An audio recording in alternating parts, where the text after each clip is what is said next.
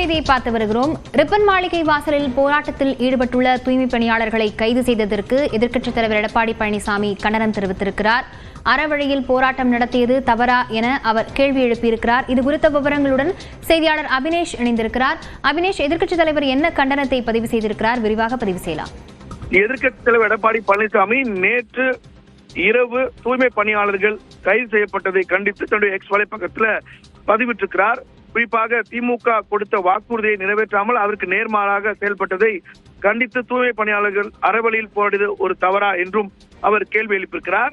இந்த நிலையில எதிர்க்கட்சி தலைவராக நீங்கள் இருந்த போது எழுதிய கடிதங்களில் எந்த வழக்கு இருந்தாலும் இவர்கள் பணி நிரந்தரம் செய்யுங்கள் என்று சொன்னது நினைவிருக்கிறதா என்றும் அவர் கேள்வி எழுப்பியிருக்கிறார். இந்த நிலையில கைது செய்யப்பட்டிருக்கூடிய தூய்மை பணியாளர்கள் 8க்கும் மேற்பட்ட இடத்தில் சிறை வைக்கப்பட்டுள்ளதாகவும் அவர்களை உடனடியாக விடுதலை செய்ய வேண்டும் எனவும் இந்த நடவடிக்கைகளால் காயமடைந்தவர்களுக்கு உரிய சிகிச்சை வழங்கவும் வலியுறுத்துவதாகவும் எதிர்க்கட்சி எடப்பாடி பழனிசாமி குறிப்பிட்டிருக்கிறார். தூய்மை பணியாளர்களுடைய வேதனையை தமிழ்நாடே பார்த்து கலங்குகிறது. எனவே அந்த வகையில அவர்களை உடனடியாக விடுதலை செய்து அவர்களுக்கு தேவையான மருத்துவ உதவிகளை செய்ய வேண்டும் என தன்னுடைய எக்ஸ் வலை பக்கத்தில் எதிர்க்கட்சி எடப்பாடி பழனிசாமி குறிப்பிட்டு பதிவிட்டிருக்கிறார். லாவண்யா,